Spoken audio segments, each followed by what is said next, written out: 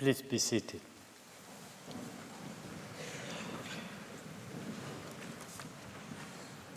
The sitting is resumed. I invite Mr. Qureshi to continue his presentation in view of the longer coffee break taken by the court. Mr. Qureshi, on behalf of Pakistan, may go a little bit beyond 1 o'clock. And I hope that will enable him also to allow the interpreters to follow him and not to rush too much. Well, Mr. President, I ought to make it clear that Fanny Ubella and Catherine Lamadic have both received a personal apology from me. And not by way of inducement, they should also receive a box of chocolates. And if necessary, we should also provide a box of chocolates to the interpreters, who do a wonderful job and are hidden from view, but it's thanks to them that the record is created for posterity's sake. So thank you very much, and I apologize. Now, before I move on at a slower pace, I should make reference, in fairness to the experts who've been blocked by India from providing the court with their emphatic denunciation of India's doctoring of their report, who've been blocked by India from referring to the 18th of October 2008 Peshawar High Court decision confirming the observations they had made on the 29th of November 2017 as to the effective nature of review and reconsideration pursuant to Article 199 of the Constitution of Pakistan, and been blocked by India from pointing out that less than 8% of those convicted by military courts have in fact been executed.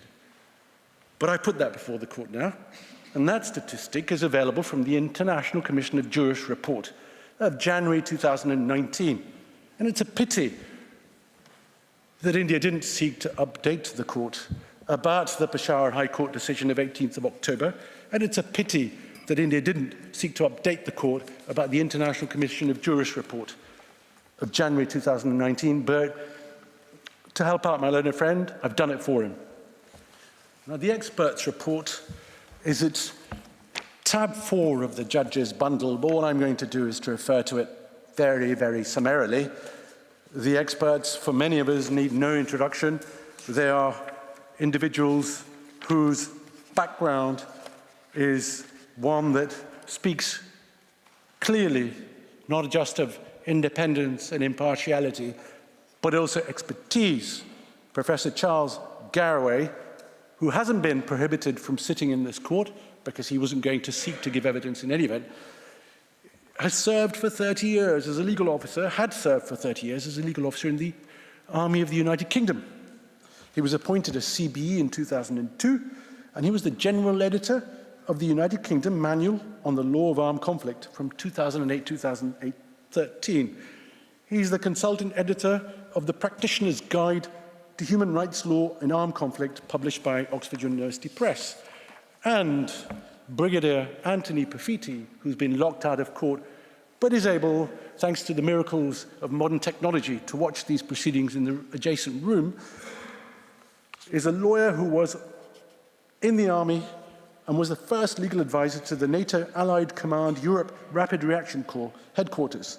He's also the author of the Military Justice Handbook for Court-Martial Practitioners, 2013.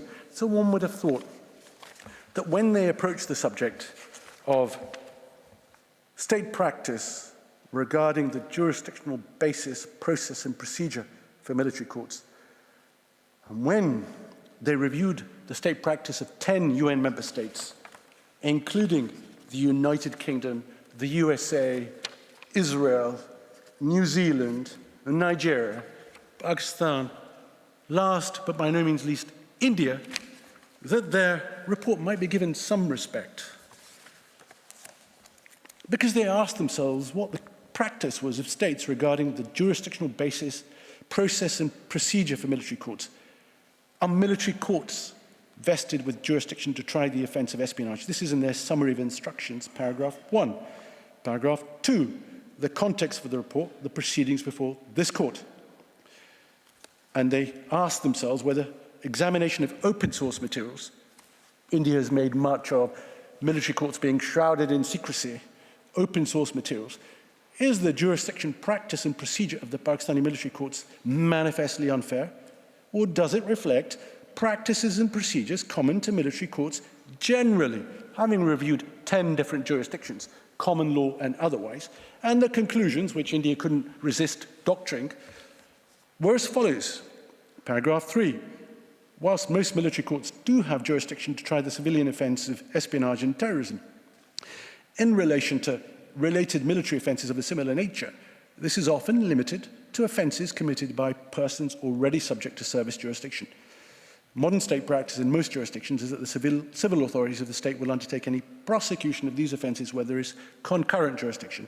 B, that the military courts of Pakistan are soundly based in statute, which provides the substantive legal basis for their jurisdiction, and India couldn't resist deleting the following words, practice and procedure. Important points, because there are so many jurisdictions where the law provides for rights, but the law is so often violated. But it's the practice and procedure that Professor Garraway and Brigadier Pafiti were looking at.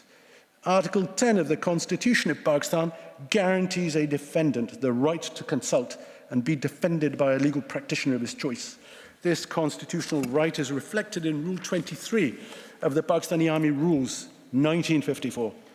This jurisdiction is not inconsistent with the practices and procedures common to military courts generally, and does not appear to us to be manifestly unfair.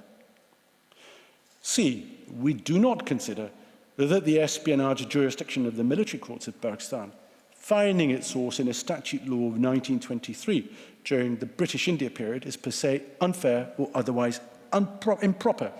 D, in the case of Pakistan, the judicial review function of the civilian courts, as identified in the Zaman Supreme Court decision, they refer to paragraph 32 of their expert report, appears to provide a potential effective safeguard against manifest failings in due process. India decided that potential meant actual by adding the word the manifest failings, which we're supposed to believe was a typographical error, upon which the edifice of nonsense was constructed by India to justify saying, well, there you have it. Pakistan's own experts are corroborating, confirming our position about an absurd a proposition as one could think. Did India really expect that no one would read and compare its reply with the contents of the expert's report? Is it that brazen conduct? Shameless? Military courts in other jurisdictions are vested with jurisdiction to try terrorism matters. E. F. We're aware of general criticisms made of the courts which try terrorism offences both in India and Pakistan. We're not in a position to consider whether those criticisms are valid without further extensive research and review. What's wrong with that? That's not what they were being asked to consider. They were being asked to consider the questions that they did consider. Moving on. Third fundamental point.